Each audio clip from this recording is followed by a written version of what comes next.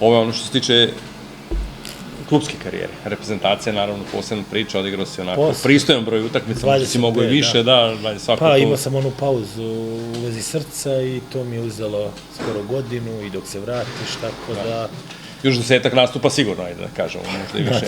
Kako je debi za reprezentaciju? Debi je bio... Ukoliko se sećaš, naravno, ajde. U Kruševcu, protiv Bugare. Eto, to je debi... Ko je bio selektor tada? Savićević. Savićević. To je još bila Srbija, Crna Gora ili Jugoslavija? Jugoslavija, mislim, 2001. Mislim da je bila Jugoslavija. Ne, Jugoslavija. Tako da to je bio debi. Posle sam već odigrao i drugu, treću, četvrtu, onda ide ta pauza u vezi srca. Kasnije sam se vratio neke možda 2004. 2005. i odigrao taj ostali broj utakmica. Koja je onako ostala utakmica sem tog debija u sećanju? Šta bi mogli da izdvojimo možda? Svaka mi je možda bi izdvojio s Portugalom, eto, u Beogradu 1-1. Dobra utakmica, pun stadion. To je na Marakani bilo, ali tako? Ronaldo već igrao tada? Igra. Bio mlađi, naravno, ali igrao već u punoj snazi. To je ekipa sa Figom, Rui Koštom ili već neka kasnije ono?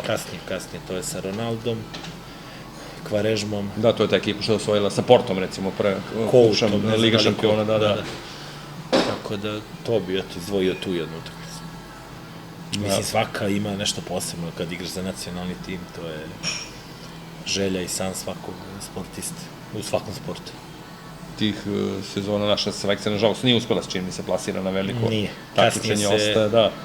Kasnije je došla 2006. u Nemačkoj, da, tu već nisi bio reprezentacija, ali to je ta generacija s kojom si ti igrao. Nisam otišao, ali bio sam, ali kasnije Radomir Antić pokojni je odveo od 2000, ja mislim, 10. Da, 10. da. Ovo je bio Ilija Petković, da. Tako je, ali to je tvoja ta generacija s kojom si ti igrao u principu i koji si pripadao i po generaciji i po godištu. Tako. To je to. Jesi zadovoljan sa reprezentativnim učinkom? Da, pa kako i maksimum.